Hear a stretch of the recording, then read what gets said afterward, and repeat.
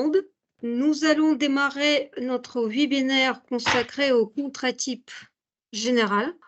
Cette session va être enregistrée pour permettre de monter un replay qui sera mis en ligne sur notre site internet.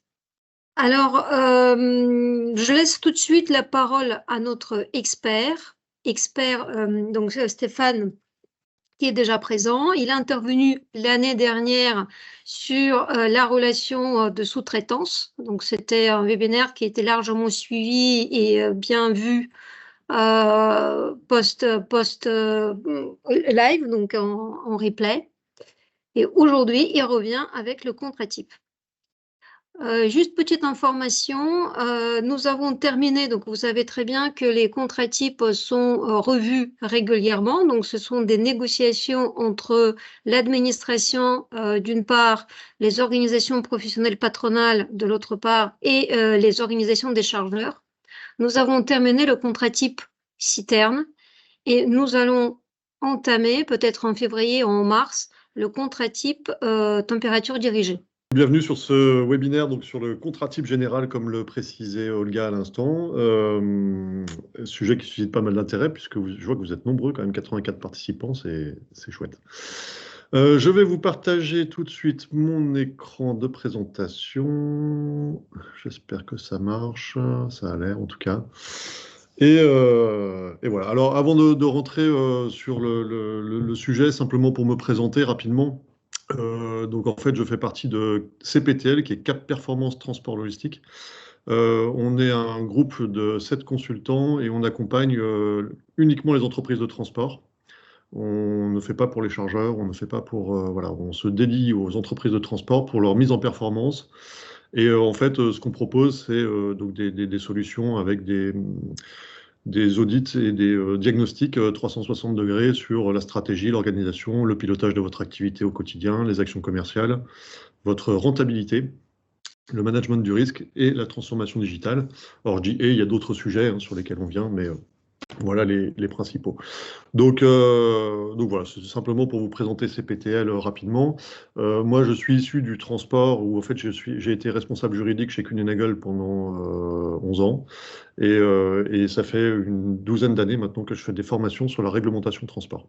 Donc c'est vrai que je suis un peu axé sur ces sujets-là. Voilà.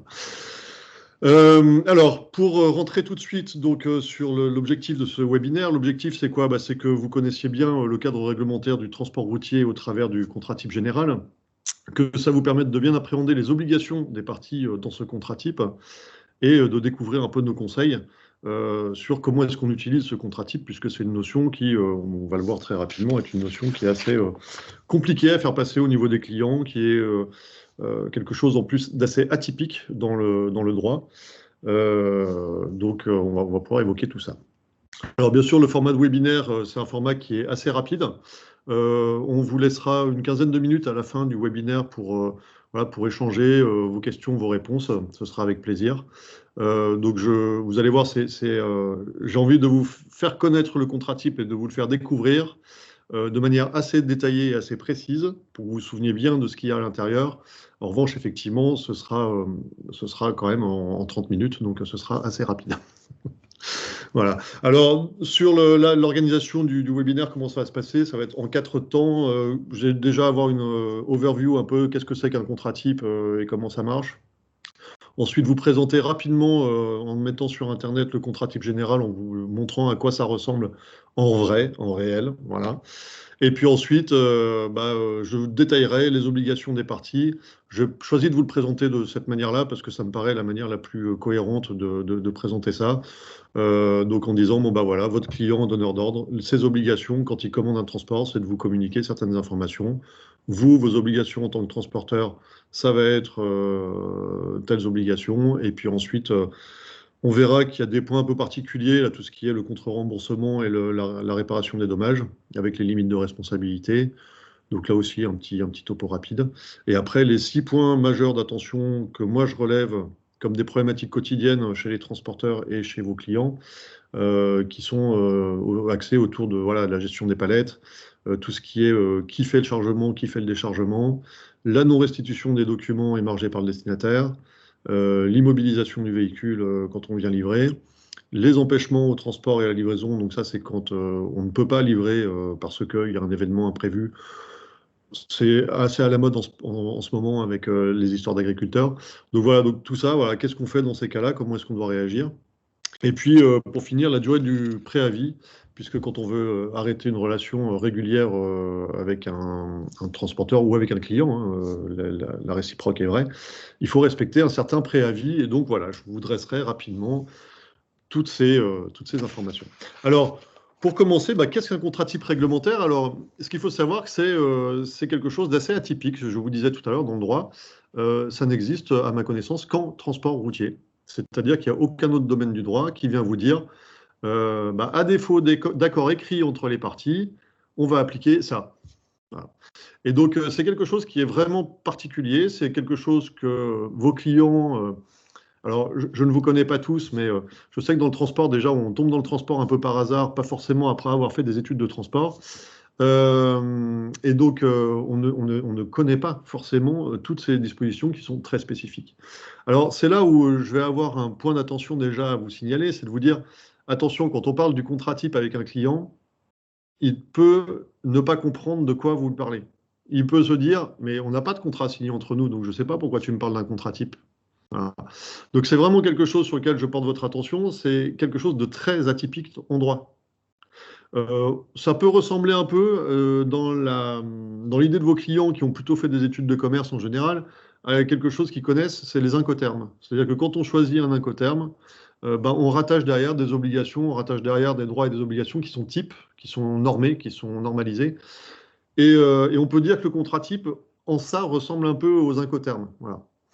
Donc voilà. Ce qu'il faut savoir, c'est que le contrat type, comment il va être amené à jouer, c'est effectivement, on le verra tout à l'heure, mais c'est dans le code des transports qu'il est prévu que, à défaut d'accord, on appliquera le contrat type réglementaire à la situation donnée. Alors on verra tout à l'heure, je vous préciserai, effectivement, enfin c'est marqué juste en dessous, où effectivement les différents contrats types qu'on va avoir à appliquer, dans la relation entre un client et un commissionnaire de transport, il y a le contrat type commission de transport, qui vient régir les droits et les obligations entre le commissionnaire et son client donneur d'ordre.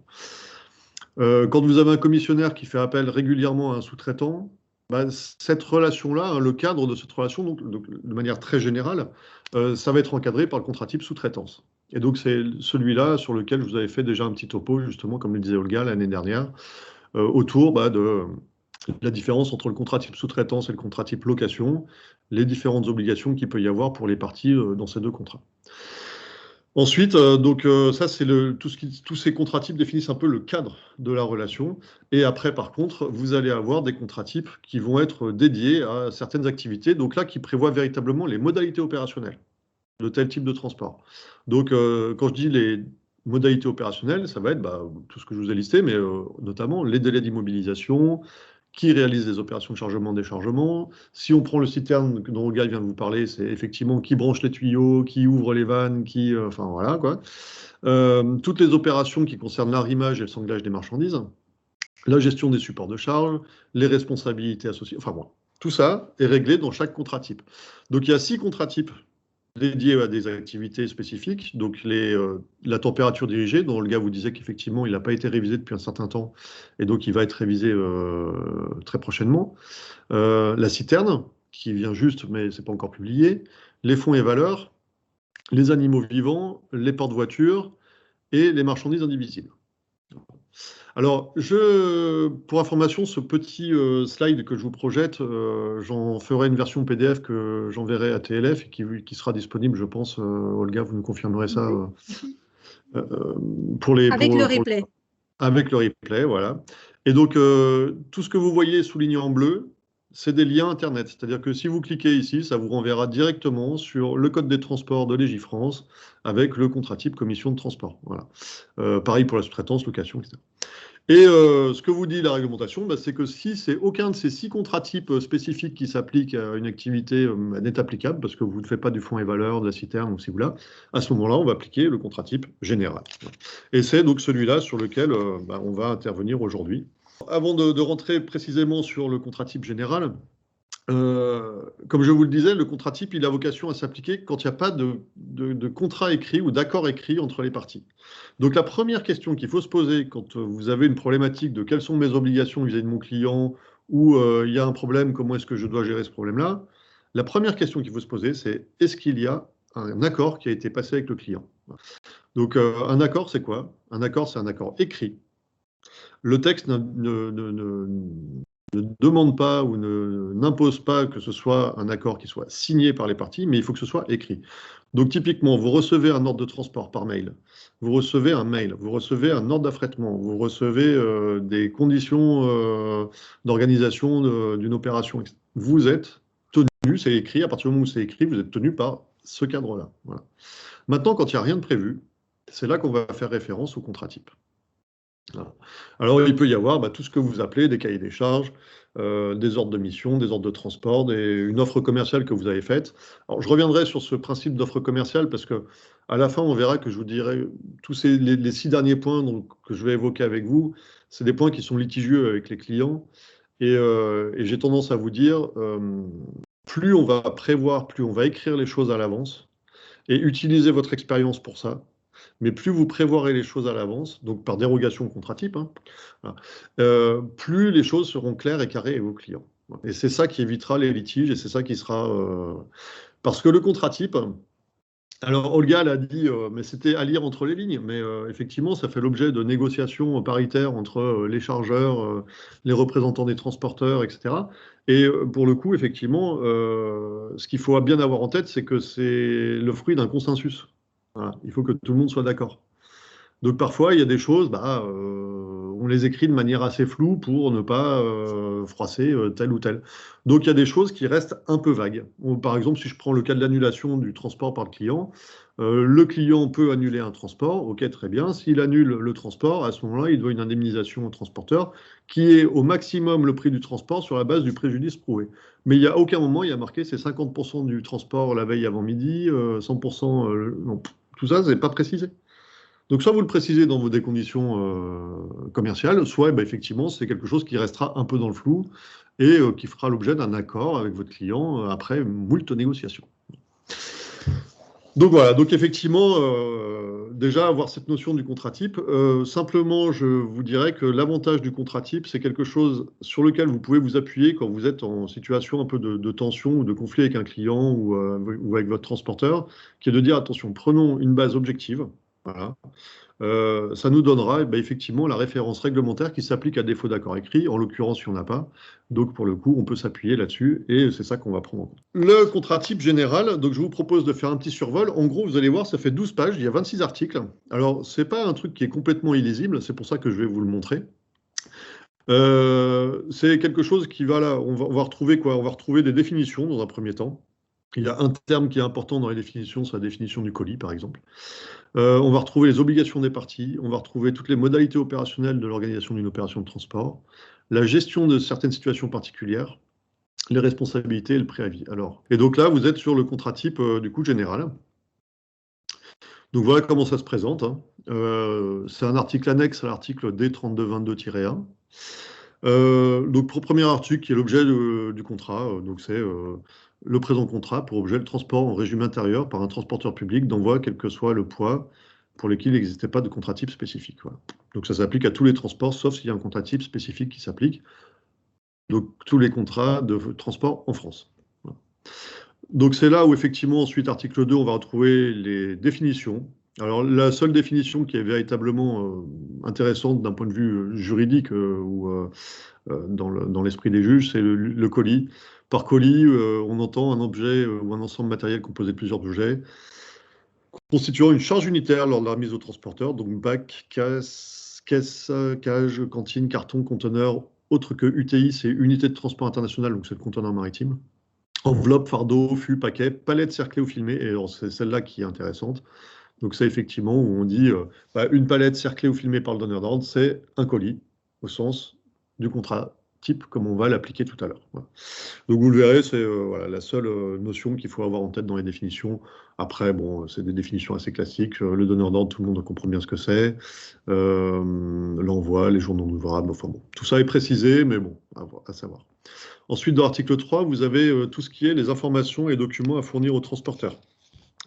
Donc là, effectivement, on pourra en reparler, enfin on va en reparler tout à l'heure, mais effectivement, ça fait partie des obligations du donneur d'ordre. Vous voyez, donc le donneur d'ordre, le client fournit au transporteur, et donc il y a toute une série de choses que le client doit fournir au transporteur. Donc on précisera tout à l'heure. Voilà. Vous allez avoir aussi effectivement le fait qu'il doit vous communiquer tous les documents d'accompagnement. Il doit établir le document de transport, même sur un support dématérialisé, sur la base de ces indications. Il doit le compléter. Donc voilà, donc, des choses intéressantes qui sont sur les obligations du donneur d'ordre. Ensuite, tout ce qui est modification du contrat de transport, dans l'article 4. On en reparlera aussi. Enfin, de toute façon, je vous préciserai chaque article tout à l'heure. Mais voilà, donc l'idée, c'est tout ce qui est modification du contrat de transport, c'est prévu. Quand le client veut modifier l'ordre de transport en cours de transport, est-ce qu'il peut le faire? Oui, il peut le faire. Il y a quelques conditions. Le matériel de transport que doit mettre à disposition le transporteur.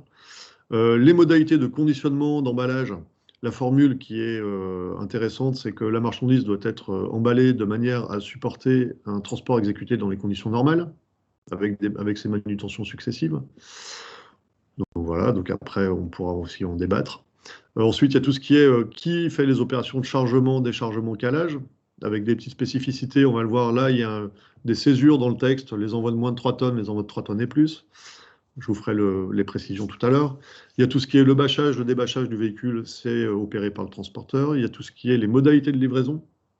On verra que c'est un article qui est aussi extrêmement important dans les modalités d'organisation et d'exécution du contrat de transport.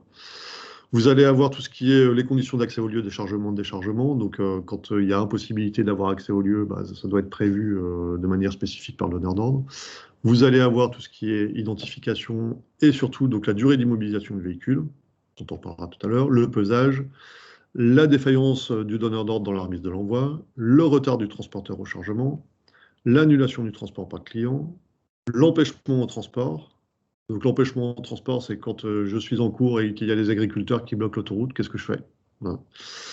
L'empêchement à la livraison, c'est quand vous arrivez chez le destinataire à l'heure à laquelle vous deviez arriver, et qu'à ce moment-là, il y a un problème parce que le destinataire dit « Ah non, mais finalement, je ne peux plus » ou « Finalement, je ne suis pas là » ou enfin bon, voilà, il y a des cas un peu particuliers, donc on verra tout à l'heure. Ou il y a un refus du destinataire qui dit « Ah non, désolé, il y a une panne de plancher derrière, donc je ne prends pas livraison. » Voilà. Comment est-ce qu'on gère ce genre de cas? Bah, c'est réglé ici.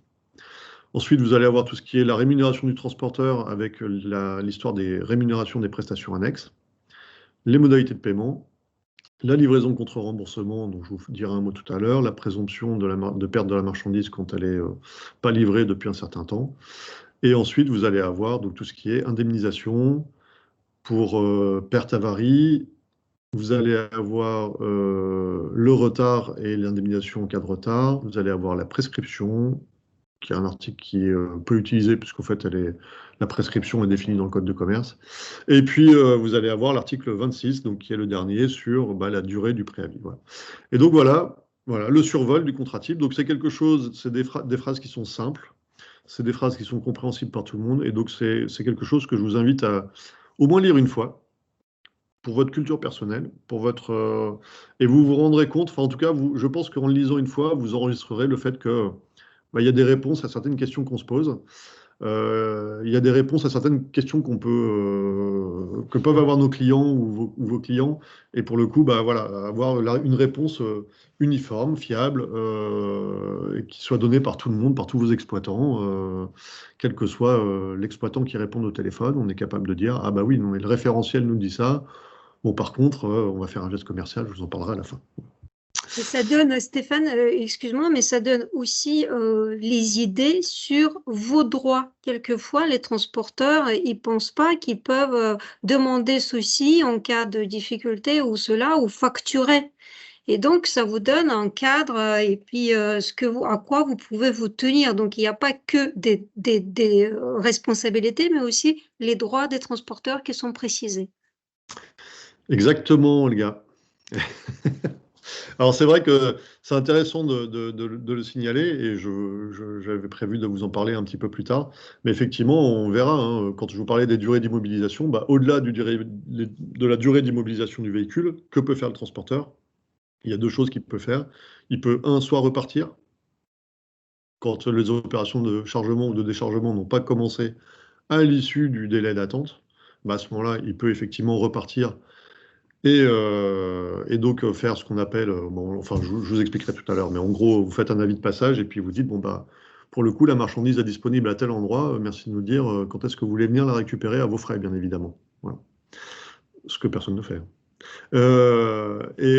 Et puis vous avez aussi effectivement cette histoire de, bah, vous pouvez aussi facturer les heures d'attente que vous passez. Donc, mais tout ça, je vous le préciserai. Donc, je vais essayer de continuer à suivre le plan. Et donc, bah, déjà, ce qu'on va trouver dans le contrat type, donc vous l'avez vu, hein, d'ailleurs, c'est l'article 3. Donc, c'est le premier article après l'objet et les définitions, c'est les obligations du client donneur d'ordre. Voilà. Le client donneur d'ordre, il doit fournir toutes les informations et documents qui sont nécessaires pour organiser correctement le transport, toutes les modalités d'exécution du contrat, correctement. Donc, il doit vous donner bah, le lieu de chargement, le lieu de destination, de manière précise.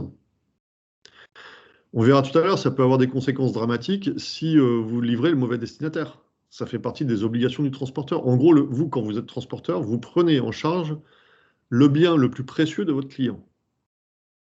À quel moment vous le livrez sans vraiment savoir à qui vous allez le livrer? Voilà. Ça, c'est des vraies questions, hein. Alors, pour le coup, c'est vrai que ce n'est pas des questions qu'on se pose forcément dans l'exploit au quotidien en répondant à 3 téléphones en même temps, etc. Je le sais.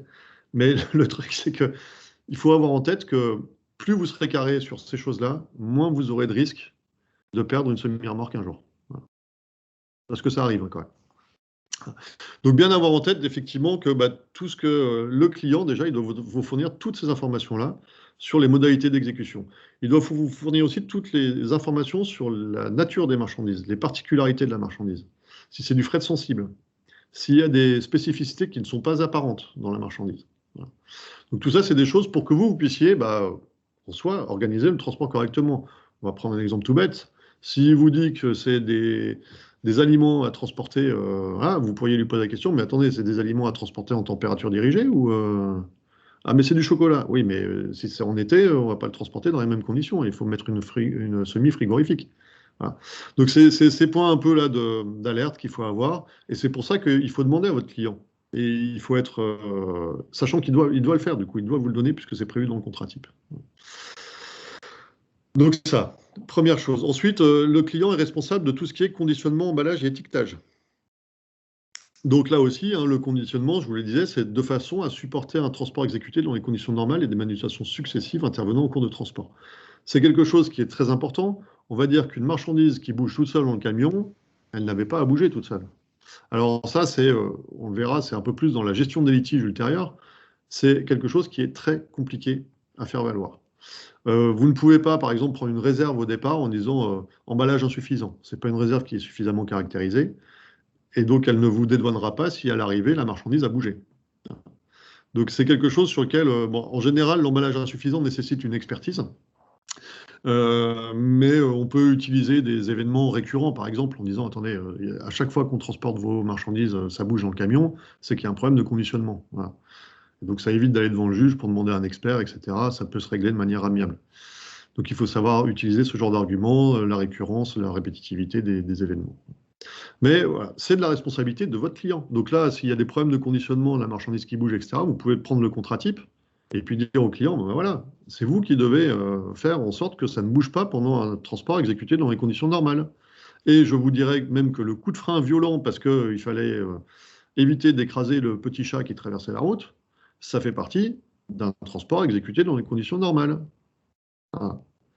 Donc ça doit, la marchandise, elle est censée supporter un pile, elle est censée supporter ce genre d'événements, les virages, les ronds-points, voilà. Les dodanes, qui sont des choses normales sur la route. Donc voilà, ça donne un peu une idée déjà de ce que ça peut amener comme négociation derrière. Ensuite, j'en reparlerai de manière, j'ai mis un petit astérisque parce que j'en parlerai de manière beaucoup plus précise tout à l'heure, mais ça va être un gros point. Effectivement, le client, il doit effectuer les opérations de chargement du véhicule, de calage et de désarrimage, des envois de 3 tonnes et plus. Voilà, c'est ce qui est prévu dans le contrat type. Je vous ferai un topo précis là-dessus tout à l'heure, donc je ne rentre pas plus dans le détail. Dans les obligations du client, on va trouver aussi le fait que le client, alors c'est l'article 4 et l'article 18.3 qui vous disent qu'en fait, le client, il a le droit de modifier ses ordres. Il a le droit de vous dire, ah bah tiens, je t'ai demandé d'aller livrer la marchandise à Perpignan, sauf que finalement, mon client de Perpignan n'en veut plus, bah, je voudrais que tu ailles me la livrer à Marseille, j'ai trouvé un autre client à Marseille. Bah, vous êtes censé répondre positivement à cette demande. En tout cas, vous ne pouvez pas dire, ah non, moi désolé monsieur le client, je vais quand même livrer à Perpignan parce que moi j'ai prévu de recharger là-bas. Non. C'est-à-dire que là, par contre, vous devez arrêter votre véhicule, dire au client, écoutez, moi j'ai un problème, c'est que j'ai prévu de recharger là-bas, donc je ne peux pas continuer l'opération jusqu'à Marseille, ou alors à telle condition et tel prix. Mais sinon, bah, il faut qu'on trouve une solution. Je décharge les marchandises quelque part sur la route, à Valence, machin, où je me trouve, et puis moi je continue sur Perpignan pour aller recharger mon camion là-bas. Mais vous, par contre, vous trouvez un autre transporteur pour vous livrer Marseille. Donc voilà, c'est un peu ça que prévoit le texte. Hein, puisque on vous dit que vous, en tant que transporteur, vous devez vous y conformer, mais vous n'êtes pas tenu d'accepter. Et vous devez à ce moment-là, bah, effectivement, expliquer les raisons pour lesquelles vous ne pouvez pas, si vous avez pris d'autres engagements avec un autre client.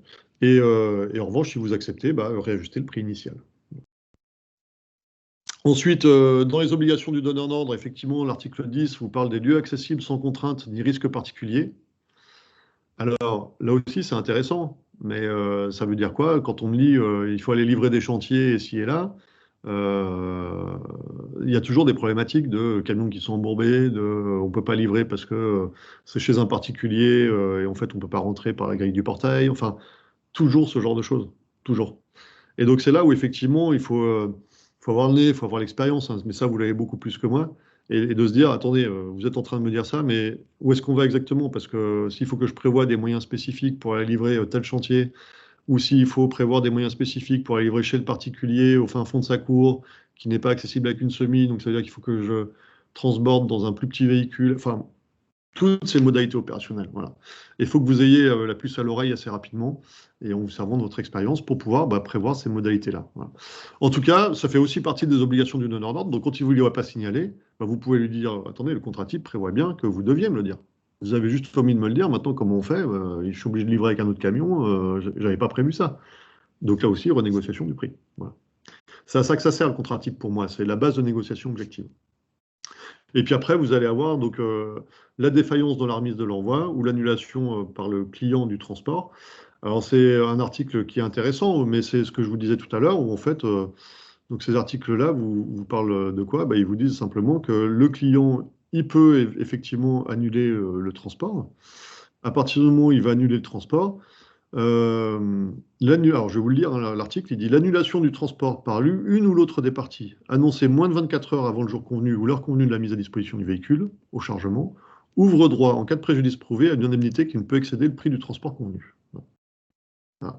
Donc c'est ou l'annulation par le transporteur ou l'annulation par le client, moins de 24 heures avant. Et vous avez un autre article qui est la défaillance, article 13, la défaillance du donneur d'ordre dans la remise de l'envoi. Donc là, vous vous présentez et on ne vous remet pas l'envoi. En cas de préjudice prouvé résultant d'une non-remise totale ou partielle de l'envoi lors de la mise à disposition du véhicule par le transporteur, l'indemnité à verser au transporteur par le donneur d'ordre ne peut excéder le prix du transport convenu. Donc vous voyez, vous avez deux articles qui s'articulent. Il y en a un qui dit si le transporteur se présente et on ne lui remet pas l'envoi, eh ben, alors c'est là où c'est un peu tendancieux et si on prend le texte littéralement, c'est si vous avez un préjudice prouvé, vous pouvez demander une indemnisation au maximum le prix du transport. Donc le préjudice, ça va être quoi? J'ai fait les kilomètres pour venir. Voilà. J'avais prévu d'aller recharger à Perpignan, mais du coup, j'ai fait les kilomètres pour venir. Je ne vais pas descendre à Perpignan avec votre lot, mais moi, c'est comme si j'y étais allé, puisque de toute façon, je dois y aller. Donc là, effectivement, il vous doit 100% du prix du transport. Mais c'est des choses sur lesquelles, bon. Mais ça reste une base de négociation qui est intéressante. En tout cas, ce que je voulais vous dire, c'est qu'il n'y a pas de règle, parce que ça, c'est souvent un truc que j'entends moi chez les exploitants, c'est de dire, il y a une règle qui est la veille avant midi, c'est 50% du prix du transport, et le jour J du chargement, l'annulation, c'est 100%. Il faut faire attention avec cette règle, parce que c'est une règle qui n'existe pas. Et donc, pour le coup, alors d'ailleurs, à tel point que vous en avez qui vous disent que c'est 30%, d'autres, enfin, vous avez des pratiques qui sont un peu hétérogènes en la matière. Donc, c'est là où il faut être un peu prudent parce que ne faudrait pas qu'un client, entre deux de vos exploitants, il ait deux réponses différentes à ce moment-là. Vous voyez ce que je veux dire? Donc, c'est là où, effectivement, j'ai tendance à dire, sur ce genre de choses, il faut être assez précis, assez carré, et puis savoir ce qu'on répond au client. Et c'est pour ça que je reviendrai dessus à la fin en disant, si vous avez des conditions commerciales qui prévoient à l'avance comment vous traitez ce genre de cas, et que vous dites, bah voilà, nous, la veille avant midi, c'est 50%, c'est forfaitaire, et voilà, et le jour J du chargement, c'est 100% et c'est forfaitaire, le contrat type, il ne s'applique pas sur cette matière-là. Puisque vous l'avez prévu par écrit, ça remplace le contrat type. Voilà. Le contrat type, c'est quelque chose de supplétif, donc ça vient si jamais vous n'avez rien prévu. Donc c'est là où c'est intéressant à bien avoir en tête. Donc voilà, et ensuite vous allez avoir le dernier article sur le paiement du prix et des prestations annexes, comme quoi le client doit vous payer, ça paraît assez normal. Alors ensuite, qu'est-ce qu'on va trouver dans le contrat type? Les obligations du transporteur. Alors, le fait que vous devez arriver avec un matériel adapté aux marchandises et aux accès et installations donc, de déchargement qui ont été signalés par le donneur d'ordre. Alors, un article intéressant, c'est l'article 6.3 qui dit que vous devez prendre des réserves.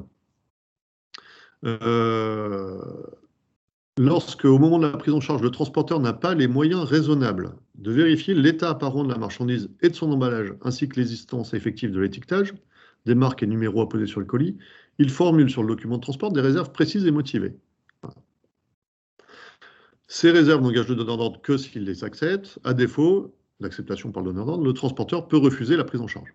Bon, en gros, ça veut dire quoi? Ça veut dire, là, c'est un article sur lequel je porte un peu votre attention de manière plus accentuée. Chez certains expéditeurs, je sais qu'on dit au transporteur accès OK, interdit. Vous n'êtes même pas capable de savoir ce que vous allez avoir dans votre camion, comment ça a été chargé, ni l'état des marchandises qui ont été chargées. Et vous avez des conducteurs qui ne prennent aucune réserve, ou des transporteurs qui ne prennent aucune réserve. C'est dramatique. Vous signez, quand vous signez la lettre de voiture, ce que j'appelle moi le bon de prise en charge. Je certifie sur l'honneur avoir pris en charge la marchandise la plus précieuse de mon client. Et dans telle quantité, dans tel état. Voilà. Et alors que vous n'avez même pas eu accès au quai. Donc dans ces cas-là, mettez une réserve précise, comme quoi c'est accès au quai interdit, contrôle impossible, par exemple. Voilà. Mais mettez des réserves précises pour ne pas vous laisser embringuer dans un truc. Alors, parce que j'ai vu parfois des réserves qui sont chargement par l'expéditeur, ce qui veut en soi absolument rien dire. J'ai vu, qu'est-ce que j'ai vu comme réserve là-dessus? Bon, enfin bref, mais c'est vraiment des choses. C'était quoi? C'était contrôle non effectué. Voilà. Contrôle non effectué, vous allez devant un juge avec ça, mais le juge, il va vous allumer.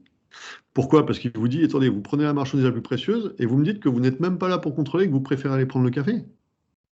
Mais non, ça ne marche pas. Donc c'est vraiment quelque chose sur lequel il faut être très très très vigilant. Quand vous prenez en charge et que vous n'avez pas accès au lieu de chargement, mettez des réserves précises et dire, bah, à ce moment-là, écoutez, le contrôle était impossible, je n'ai pas pu vérifier ni la quantité, ni l'état des marchandises qui ont été chargées. Voilà. Et sachant que si le donneur d'ordre refuse ces réserves en disant, non, non, moi je veux pas de réserve au chargement, vous dites, bah, moi je refuse l'envoi. Voilà. Et vous avez le droit, c'est dans le contrat type. Voilà. C'est quelque chose sur lequel j'ai voulu attirer votre attention de manière particulière.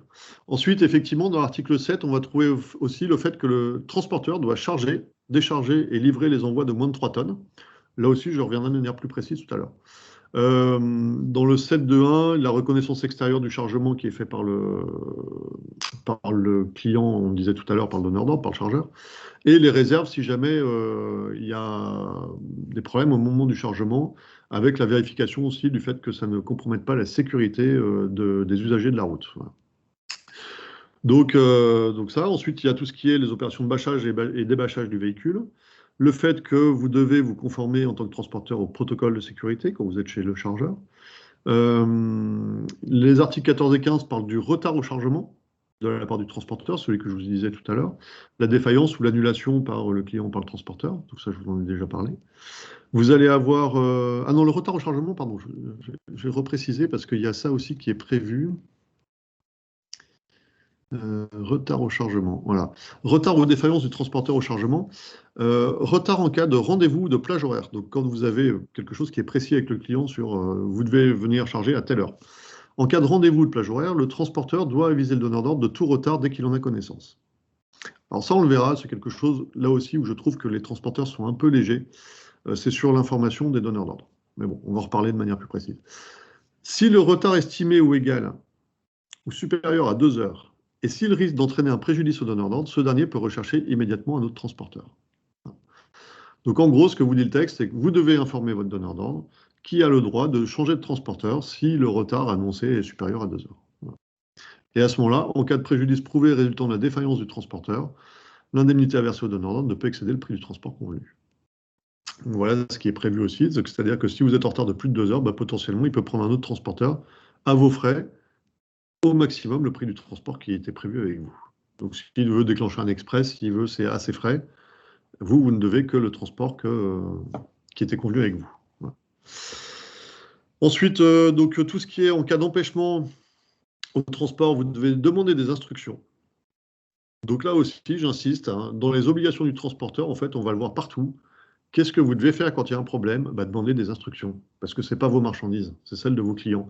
Je sais que les transporteurs, ils ont trop tendance à vouloir rendre service.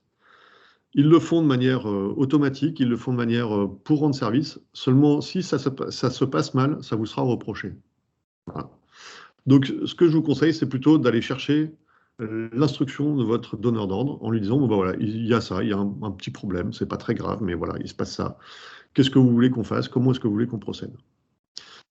Et ça réglera bien des problèmes, hein. Parfois, vous dites, écoutez, je suis désolé, j'ai été retardé par les agriculteurs sur la route, etc. Est-ce que je vais quand même livrer votre destinataire? Il va prendre son téléphone, le client, il va appeler son client destinataire, et puis il va s'arranger avec lui. Peut-être qu'on lui dira, oui, bien sûr, il livre, même si c'est après-demain, c'est pas grave, on va s'arranger. Soit on repositionne un rendez-vous si on sait que le camion est libéré, soit, on trouve une solution qui fait que derrière, vous n'aurez pas de litige. Par contre, si vous ne dites rien et que vous dites, ouais, mais c'est un cas de force majeure, j'y peux rien, je suis bloqué, et que vous arrivez 2 jours après chez le destinataire en disant, ouais, mais c'est un cas de force majeure, je suis désolé, j'étais bloqué, on va vous dire, ah oui, non, mais vous êtes en retard, en fait. Et vous portez sur un litige. Voilà. Donc c'est là où j'ai tendance à vous dire, essayez de résoudre les problèmes quand ils arrivent, et d'informer tout de suite et d'aller chercher les instructions. Et ensuite, on va avoir les articles 22, 23, 24, où effectivement, on en reparlera plus précisément tout à l'heure, mais le transporteur est responsable des dommages à la marchandise, au bien de l'expéditeur et du destinataire et du retard. Donc voilà. Alors, il y a derrière ces obligations que j'ai vues, il y a des obligations, ce que j'appelle implicites ou cachées. Il y en a 5, 6. C'est le devoir de conseil. On va vous dire en tant que transporteur, vous devez conseiller vos clients. Donc vous devez interroger, vous devez, voilà, sur le matériel, l'itinéraire, les marchandises particulières, etc. Vous avez l'obligation de respecter les ordres du client. Je vous l'ai déjà dit tout à l'heure, mais le client qui change d'avis, il a le droit. C'est sa marchandise. L'obligation d'assister au chargement. Ça aussi, c'est que vous signez un bon de prise en charge. Donc c'est une obligation essentielle d'assister au chargement et de vérifier comment ça se passe. La livraison au bon destinataire. Ça aussi, essentiel. Alors quand je vous dis livraison au bon destinataire, c'est là où il faut être précis sur qui je vais livrer. Et en tout cas, là où je veux vous alerter, c'est qu'il y a eu de plus en plus de pratiques, et c'est arrivé très souvent pendant le Covid, hein, où en fait les entrepôts disaient, nous on est plein, allez vider au débord qui est derrière. Voilà. Sauf que le débord qui est derrière, c'est un inconnu. C'est un complice. Enfin, vous l'appelez comme vous voulez. Et votre remorque, vous l'avez vidée, vous appelez votre client, vous dites, oui, c'est bon, c'est livré, envoyez-moi la lettre de voiture, je l'ai vu, hein, celui-là. Hein. Et vous deviez livrer Casino, c'est signé Intermarché, avec un tampon Intermarché. Ah, très bien, très bien, très bien, c'est parfait. Voilà. Donc, il y a eu énormément de cas de vol de marchandises sur va livrer derrière. Un transporteur, moi je lui dis, dès lors que tu arrives, tu dois dire à ton conducteur, tu m'appelles si ça arrive ce genre de cas. Parce que tu mets le camion en stand-by, tu te gardes sur le côté, tu attends les instructions, et on va appeler le donneur d'ordre, et on va lui dire, monsieur le donneur d'ordre, on ne veut pas se faire piquer la marchandise, est-ce que vous êtes OK pour qu'on aille livrer derrière? Appelez votre destinataire. Et on veut un ordre écrit. C'est quelque chose d'extrêmement important. Parce que si vous livrez au mauvais destinataire, vous êtes responsable de la perte de la marchandise en tant que transporteur. Donc, très très important. Et après, tout ce qui est le devoir d'information en cas d'imprévu, donc, dont je vous parlais tout à l'heure, c'est une obligation aussi qui est essentielle, qui est de plus en plus importante. On va vous le reprocher de plus en plus souvent. Vous ne devez pas décider seul, vous devez informer quand il y a un problème.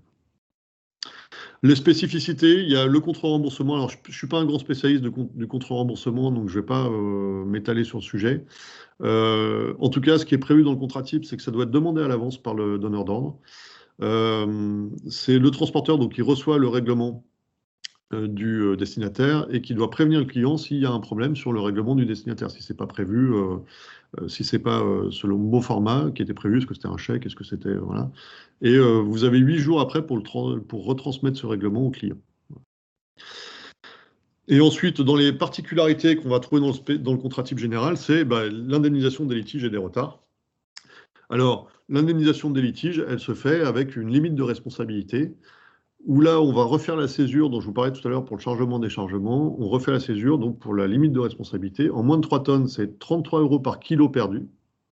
Maximum 1 000 € par colis. Et c'est là que vous vous souvenez de la définition du colis que je vous citais tout à l'heure. Donc un envoi de moins de 3 tonnes, une palette cerclée ou filmée par donneur d'ordre, c'est considéré comme un colis. Donc c'est 1 000 € la palette. L'indemnité maximale due par le transporteur. Uniquement moins de 3 tonnes. Si c'est un envoi de 3 tonnes et plus, à ce moment-là, c'est 20 € par kilo perdu, maximum 3 200 fois le nombre de tonnes de l'envoi total. Alors quand je dis le nombre de tonnes de l'envoi, c'est pas j'ai perdu une palette de 800 kg sur un envoi total qui faisait 17 tonnes. Donc l'envoi total faisait 17 tonnes, donc je multiplie 3200 par 0,8 qui est la palette que j'ai perdue. Non, c'est 3200 fois 17. Ou 20 € multiplié par le nombre de kilos qui était sur la palette qui a disparu. Donc prenez bien en compte, c'est le poids de l'envoi total. Donc ça, c'est ce qui est prévu. Alors c'est une indemnité, hein, c'est pas l'achat de marchandises, c'est une indemnisation. La marchandise, elle est abîmée, elle est machin. Je vous dois une indemnité. Ça ne veut pas dire que vous la récupérez automatiquement. Ça pourrait faire l'objet d'un séminaire, d'un webinaire à lui tout seul. Ça. Et puis, effectivement, après, vous avez en cas de retard, l'indemnité maximale qui est due par le transporteur, c'est le prix du transport. Alors, je vous rappelle juste, hein, la règle en transport, commissionnaire de transport, c'est la même chose, le transporteur est présumé coupable. Donc, sauf s'il n'arrive à faire la preuve de son innocence, il va devoir verser cette indemnisation sur la base du préjudice prouvé par le client. Donc, à partir du moment où l'affaire s'est mal passée, vous êtes présumé responsable, vous êtes présumé coupable, et c'est à vous de prouver votre innocence. Spécificité du transport. Et après, effectivement, je vous ai mis à gauche que je vous rappelle que dans le code de commerce, il est prévu qu'effectivement, en cas de faute inexcusable de votre part, les plafonds sautent. Les plafonds sautent aussi, vous pouvez déplafonner ça, ou vos clients peuvent déplafonner s'ils font une déclaration de valeur. C'est-à-dire qu'ils disent, en cas de sinistre, je ne veux pas être indemnisé, enfin en cas de responsabilité du transporteur, plus exactement. Je ne veux pas être indemnisé 33 € par kilo perdu, 1 000 € par colis, parce que j'ai des ordinateurs dessus. Donc je veux être indemnisé 10 000 € la palette. Ou des rasoirs. Ça, c'est des choses qui sont assez connues. Donc pour le coup, c'est des choses qui sont possibles. Alors en général, c'est des surtarifications. C'est des choses qu'on dit, OK, très bien, déclaration de valeur, vous payez plus. Donc voilà. Et l'indemnité qui est prévue là, elle est réduite d'un tiers si le donneur d'ordre impose la destruction de la marchandise qui est laissée pour compte. Alors laissée pour compte, c'est-à-dire que là, il y a un problème sur une marchandise, on la laisse au transporteur, et à ce moment-là, on dit, effectivement, l'indemnité, on vous laisse la marchandise et on vous dit, par contre, on vous impose de la détruire. On vous interdit de la revendre. Voilà. Et donc là, dans ce cas-là, l'indemnité qui est due, qui est prévue dans le tableau, là, elle est réduite d'un tiers.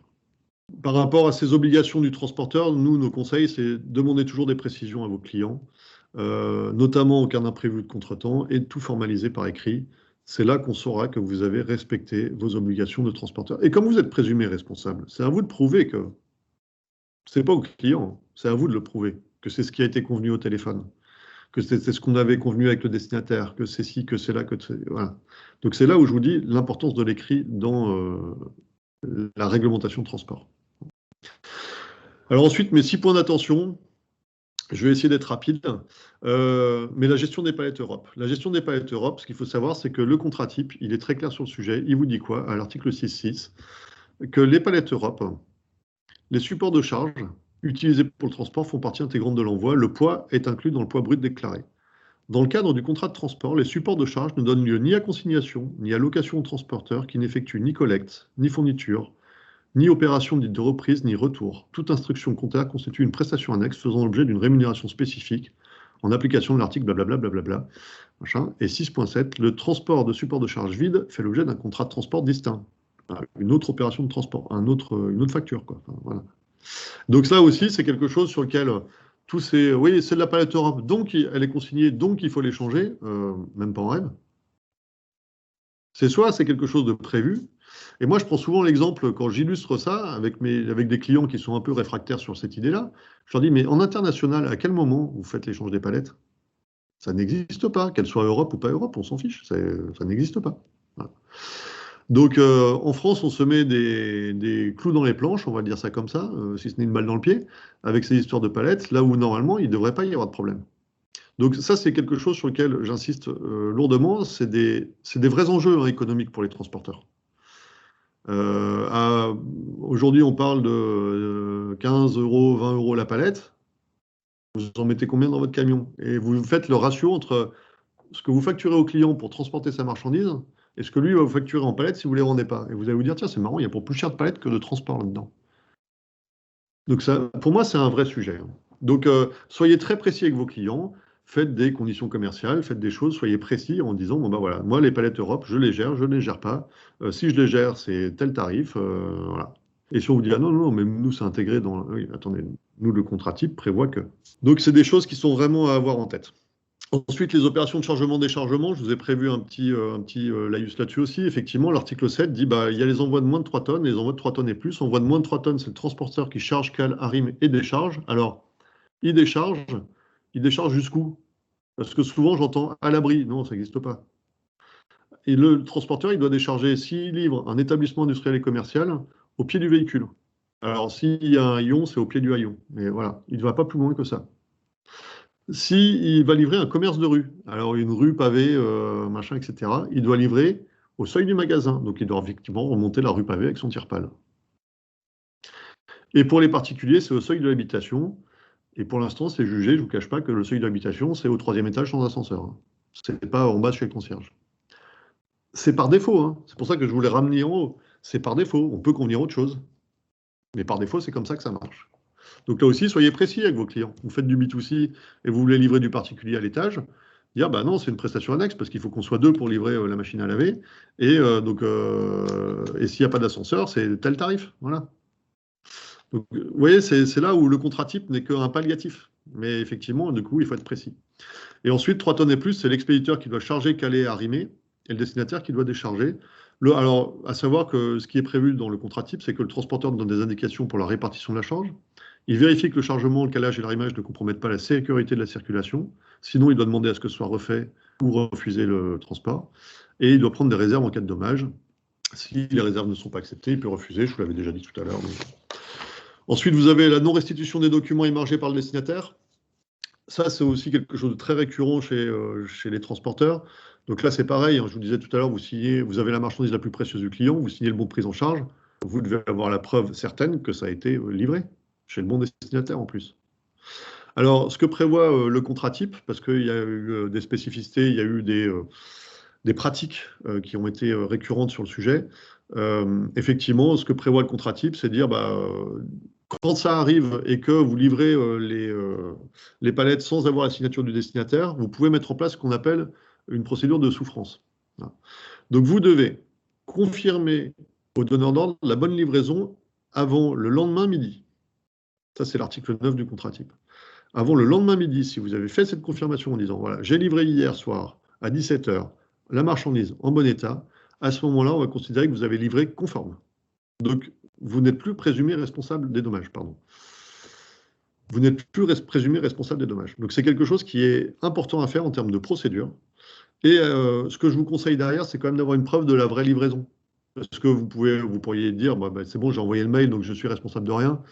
On va quand même essayer d'avoir des éléments de preuve. Alors, 1, gardez votre souche. Ne la laissez pas sur la palette que vous laissez chez Intermarché. 2, essayez d'avoir une photo, essayez d'avoir des témoignages des gens qui étaient présents ce jour-là. Enfin voilà, essayez d'être un peu... Vous livrez la marchandise la plus précieuse de votre client, vous ne pouvez pas dire, ah bah tu vois, je la dépose et je m'en vais. Voilà. Mais par contre, face à des pratiques qui sont connues de certains grands distributeurs notamment, qui vous disent non, mais c'est toi qui vides ton camion et tes documents, tu les récupéreras à la fin de la semaine avec toute ta liasse. Voilà. Préservez-vous en faisant simplement un mail au donneur d'ordre en disant ça a bien été livré et vous faites le mail avant midi le lendemain. C'est ce qui est prévu dans le contrat type, là aussi. Et si vous le faites, vous avez livré conforme. L'immobilisation du véhicule. Alors, l'immobilisation du véhicule, elle se calcule à partir de l'heure qui est indiquée par le transporteur sur son document de suivi. Donc, sur la petite case qui est en bas, voilà, arrivée à, départ à. Voilà. Même si vous attendez en extérieur. Donc, tous les parkings extérieurs, si le transporteur dit bon, bah, je signale que je suis arrivé, donc il descend de son camion, votre conducteur, il va voir l'accueil, il dit bonjour, je suis arrivé pour livrer ça. Ok, bah, vous attendez, très bien. Mais moi, je note l'heure à laquelle je suis arrivé. Et c'est à partir de là que ça décompte. Et le texte dit qu'on prend en compte comme preuve l'heure qui est indiquée par le transporteur sur son document de suivi. Et bah, à partir de là, il y a un décompte qui se fait. Et ce décompte, il va être en fonction du poids de l'envoi, de s'il y a un rendez-vous ou pas de rendez-vous, et de s'il y a un retard ou pas de retard. Voilà. Donc, on va vous dire, bah, voilà, par exemple, il y avait un rendez-vous qui a été respecté par le transporteur. Bah, entre le moment où il arrive et le moment où il repart avec les documents signés, il doit se passer 1 heure. Si le transporteur était en retard, alors je vais prendre un complet plus de 30 mètres cubes, parce que vous voyez, vous avez encore une deuxième césure là-dedans. Mais je prends un complet à livrer. Si la plage horaire a été respectée, ou s'il y a un retard au rendez-vous, jusque 30 minutes, compte tenu de l'organisation que vous allez faire chez votre destinataire, on va dire, eh ben, le destinataire, il a un peu plus de temps pour décharger. Donc il a 2 heures au lieu d'avoir 1 heure. Mais au-delà de 2 heures, il doit payer. Enfin, il doit payer. Il y a effectivement quelqu'un qui doit payer, donc votre donneur d'ordre ou le destinataire. Et par contre, après, effectivement, dans les autres cas, dont le retard au rendez-vous de plus de 30 minutes, donc je suis arrivé 1 heure en retard, bah, à ce moment-là, effectivement, c'est 3 heures. Et vous, en tant que transporteur, vous devez supporter ces 3 heures. Par contre, la vraie question qui se pose, c'est est-ce que vous devez représenter le lendemain? Commercialement, je sais que c'est compliqué. Juridiquement, quand vous êtes devant les juges, ils ont l'habitude de, quand la poste, vous n'êtes pas chez vous, et ils repassent le lendemain, c'est gratuit. Donc, vous voyez, ils ont un peu ça en tête, et les clients aussi. Donc, effectivement, eux, ils se disent, un camion qui roule, c'est gratuit, quoi. Donc, c'est là où je vous invite à être incisif et à porter le contrat type auprès de vos clients en disant, voilà, moi, logiquement, j'aurais dû attendre 3 heures. Au-delà de 3 heures, c'est un nouveau transport que vous me demandez de faire. Voilà. Par contre, effectivement, dans un cadre commercial, etc., machin, naninana, je suis prêt à vous relivrer parce qu'effectivement, j'étais en retard, très en retard de plus d'1 heure. Je le prends à ma charge, mais cette fois-ci. Et là, vous valorisez ce que vous offrez à votre client. Et vous dites, bon, bah voilà, moi, c'était un transport que je vous aurais facturé normalement à la relivraison 150 €. C'est cadeau pour cette fois-ci, à titre exceptionnel. Donc, moi, c'est comme ça que j'utilisais le contrat type. C'était vraiment pour dire au client, voilà, il y a cette règle qui s'applique. C'est comme ça qu'on devrait l'appliquer. Maintenant, effectivement, dans le cadre de notre partenariat, dans le cadre de l'ancienneté, de nos relations, etc., je vais accompagner un peu la faute que j'ai commise, ou en tout cas le manquement que j'ai commis. Et ensuite, les 2 derniers points, donc les empêchements au transport à la livraison. Dans ce cas-là, vous devez informer le donneur d'ordre et demander ses instructions, ce que je vous ai dit déjà 2 fois. Proposer au client des alternatives avec un chiffrage possible. En l'absence de réponse, prendre des mesures qui vous paraissent les meilleures dans l'intérêt du client pour la conservation de la marchandise. Parce que aussi, c'est la petite formule à retenir. Si j'ai pas d'instruction, effectivement, là, c'est là que vous décidez tout seul. Mais vous avez demandé des instructions et vous dites au client, je vous ai demandé, vous ne m'avez pas répondu. Alors oui, il était 4 heures du matin, vous n'étiez pas à votre bureau. J'ai dû prendre des décisions qui me paraissaient être les meilleures. Et mettre en place et respecter donc, la procédure de souffrance. Donc la procédure de souffrance, c'est quoi? À partir du moment où il y a un empêchement à la livraison, j'ai 5 jours pour donner un avis de passage. Le client a 5 jours pour répondre, et si jamais il n'a pas répondu dans ces 5 jours, vous devez, logiquement, en tant que transporteur, faire une mise en demeure. Alors là, c'est une lettre recommandée accusée de réception. Et le client a 15 jours pour répondre. S'il ne répond pas au bout de 15 jours, on considère que la marchandise est abandonnée. Vous pouvez en disposer et la vendre si vous voulez. Voilà. C'est quelque chose que je préconise quand vous avez des blagues en ADR, par exemple. Voilà. Vous devez mettre en demeure le client de récupérer sa marchandise. Qu'est-ce qu'on fait de vos déchets? Donc voilà, donc c'est des choses sur lesquelles effectivement il faut savoir jouer. Et puis après, vous avez donc le dernier point dont je voulais vous parler, c'était la durée du préavis. Donc à savoir que toute relation régulière, alors quand je dis relation régulière, il n'y a pas de contrat signé, puisqu'on est contrat type, il n'y a pas de contrat signé, il n'y a rien. Mais ça fait 2 ans qu'on travaille ensemble. Bah, 2 ans qu'on travaille ensemble avec un client, vous êtes dans la case 1 à 3 ans. Donc, le client, s'il veut arrêter avec vous, il doit respecter 3 mois de préavis. Et pendant ces 3 mois, maintenir l'économie du contrat. C'est ce qui est marqué dans le contrat type. Donc, maintenir l'économie du contrat, c'est-à-dire en gros bah, le même volume d'affaires sur les mêmes lignes.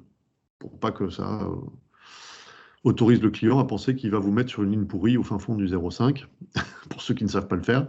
Donc voilà. Donc l'idée, c'est aussi ça, c'est de se dire, bon bah voilà, bah, pendant 3 mois, on continue comme ça, mais au bout de 3 mois, on va s'arrêter, puisque de toute façon, on n'a pas de contrat, mais on respecte ce préavis. Et vous, transporteur, c'est la même chose. Voilà. Je veux arrêter avec un client, c'est pas un levier de négociation de dire, bah, j'arrête demain. Parce que là, typiquement, le client, il peut vous attaquer aussi. En disant, non, mais vous me deviez 3 mois pour arrêter, j'ai dû mettre en place des express, des urgents, j'ai pas pu négocier avec un transporteur qui a pris votre suite. Donc pour le coup, vous me les devez, la différence de prix. Et là, ça peut piquer. Donc voilà, donc c'est des petites choses qui sont à savoir. Voilà, bah écoutez, j'ai terminé sur cette présentation. Utiliser le contrat type, mon conseil, mon ultime conseil, c'est utiliser le contrat type comme un référentiel. Effectivement, le contrat type ne prévoit pas tout, donc utilisez votre expérience pour régler à l'avance les problèmes que vous pourriez voir naître. Utilisez votre sixième sens ou votre pifomètre, voilà, et mettez tout ça par écrit avec vos clients. Mettez ça dans vos offres commerciales. Utilisez le contrat type pour faire de la pédagogie et pour négocier avec vos clients. Et puis, qui dit négociation dit à un moment geste commercial. Ben voilà, ben sachez dire, voilà, normalement c'est comme ça qu'on le fait. On va le faire autrement compte tenu du partenariat, etc., qu'on a ensemble. Et à ce moment-là, vous le dites, mais vous valorisez et vous chiffrez. Et là, je peux vous dire que vous rentrez dans la tête du client qu'un transport en service, c'est pas gratuit. Hein. C'est OK, monsieur le client, on va vous faire le retour, machin, parce que a priori, ça arrive abîmé. Bon, normalement, c'est un transport retour facturé tant. Là, on s'engage à le prendre à voilà, on le prend à notre compte, etc., parce qu'il y a eu un gros problème à l'arrivée. Voilà, OK, très bien. Mais vous l'avez chiffré. Et le client, il sait. Plus on fera rentrer dans la tête des gens que le transport, c'est gratuit, plus on aura du mal à le vendre, hein, notre transport. Voilà. Pour ma petite présentation, je suis désolé, j'ai débordé un peu, hein, mais je crois que c'était difficile de faire tenir tout ça. Merci Stéphane. Avant de donner, peut-être déborder 5 ou 10 minutes, Oui. avant de donner la parole à nos participants, parce que j'ai vu qu'il y avait déjà une main levée, je voudrais peut-être résumer en autrement, ou souligner les 3 messages Oui. qui me paraissent importants. C'est d'abord, lisez le contrat. Vous allez reconnaître pour certains vraiment le wording des cahiers des charges que vous avez. Donc, c'est assez familier. Deuxièmement, en lisant, ça permet de voir les obligations et le devoir qui permettent finalement de définir la responsabilité de chaque partie au contrat. Et qui dit responsabilité dit la charge de la preuve en cas de souci. Et qui dit la charge de la preuve, derrière, ça se solde soit par une pénalité, soit par une facturation supplémentaire. Ça permet, troisième point, ça permet de saucissonner, ou voir en tout cas tous les services que vous rendez quotidiennement à l'insu du client. Et cela, ça permet soit, donc de toute façon, valoriser le service, et donc soit en convertir en élément de facturation ou offre de service aux tarifications, ou à défaut, en faire au moins un élément de négociation tarifaire. C'est uniquement la valorisation de votre service. Tout ce que vous faites permet de bien tarifer la prestation. Alors maintenant, peut-être 5-10 minutes pour les questions-réponses. Il y a déjà une main levée. Peut-être vous voulez bien poser la question, si elle est toujours là. Oui, bonjour, Fabien Chabanon des Transports Condron. J'avais une petite question sur la notion d'arrimage. C'est-à-dire qu'on arrive chez un de nos expéditeurs, on charge de l'acier ou du treillis, peu importe. Donc il y a une notion de débâchage, il y a une notion de mise à disposition du véhicule, la partie calage, et ensuite une notion d'arrimage, de sanglage qui peut être assez contraignant avec des fois 10, 12, 15 et j'en passe, nombre de sangles où on prend le temps d'arrimer la marchandise.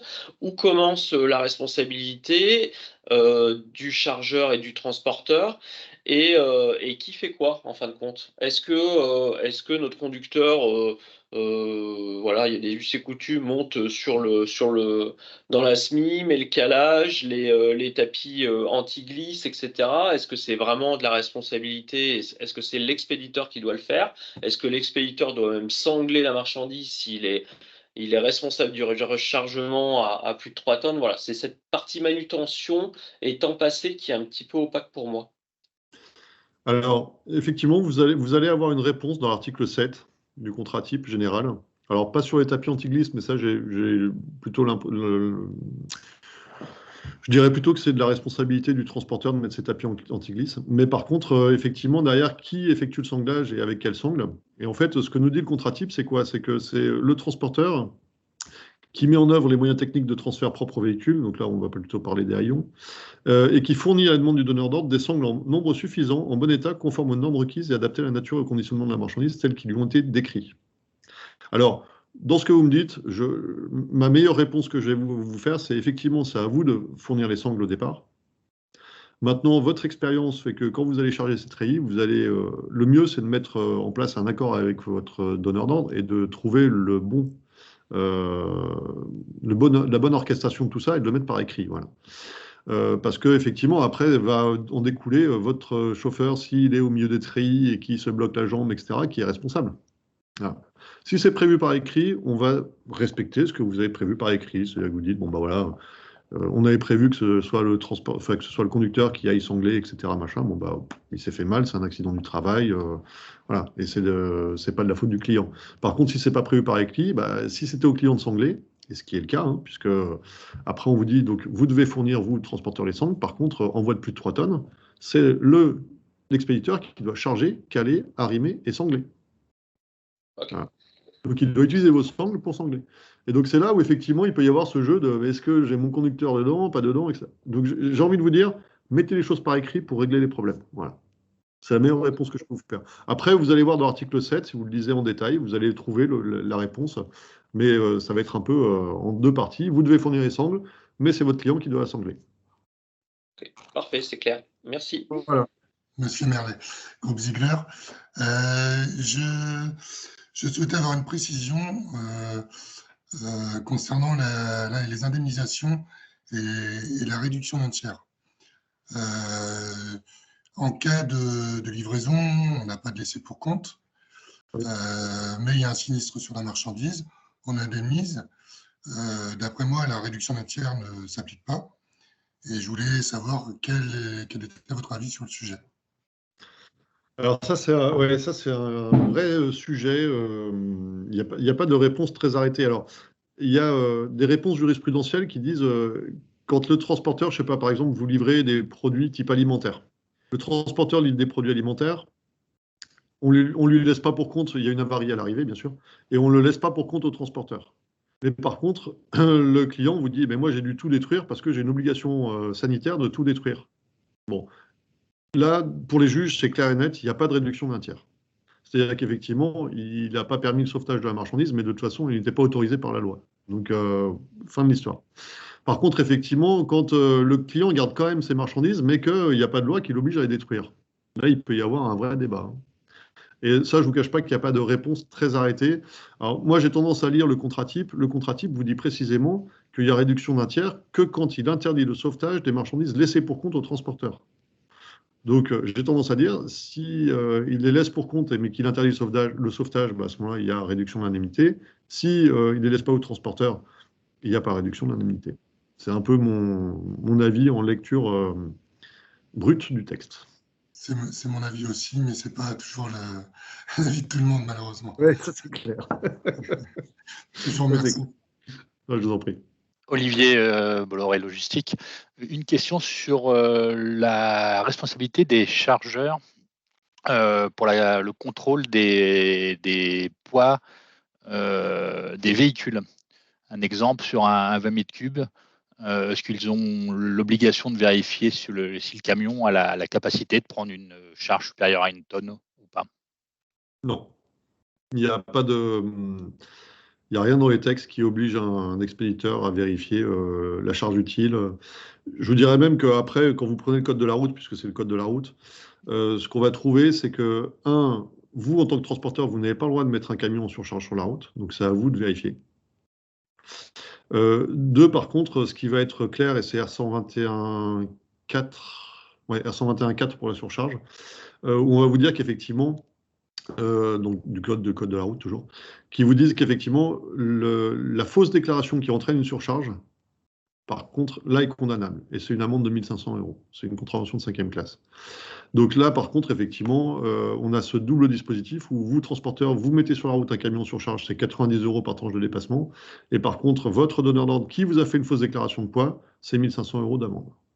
J'ai eu le cas à traiter là, il n'y a pas très longtemps où ça s'est exactement passé comme ça. Un donneur d'ordre qui a dit il y a 800 kilos à charger. Et en fait, il y avait une tonne d'œufs et il y a eu un 20 mètres cubes qui est venu. Voilà. Et donc, pour le coup, le 20 mètres cubes était en surcharge. Et donc, quelle responsabilité, etc. Le transporteur a dû payer ses 90 € par tranche de dépassement, mais l'expéditeur a été inquiété et a été condamné à payer 1 500 €. Et pour la petite histoire, le commissionnaire qui était au milieu a dû se justifier auprès de l'administration qu'il avait bien eu un ordre écrit pour 800 kilos, et donc il avait retransmis cet ordre écrit de 800 kilos à son transporteur, mais donc que lui, il n'avait pas fait de fausses déclarations. Donc là aussi, parfois, j'ai tendance à le dire, si vous ne connaissez pas le poids des marchandises de vos clients, ou si le client ne l'a pas dit, ou si, voilà, ne dites pas poids estimé 500 kilos la palette. Hein. Grosse erreur, hein, parce que si ça occasionne une surcharge dans le camion, c'est vous qui êtes responsable, pénalement. Hein, puisque qui dit contravention dit pénal. Donc, du coup, dites plutôt poids estimé à vérifier au moment du chargement avec l'expéditeur, et là, pour le coup, ça vous dédouane. Mais voilà, soyez prudents avec ça. Merci beaucoup. Au revoir.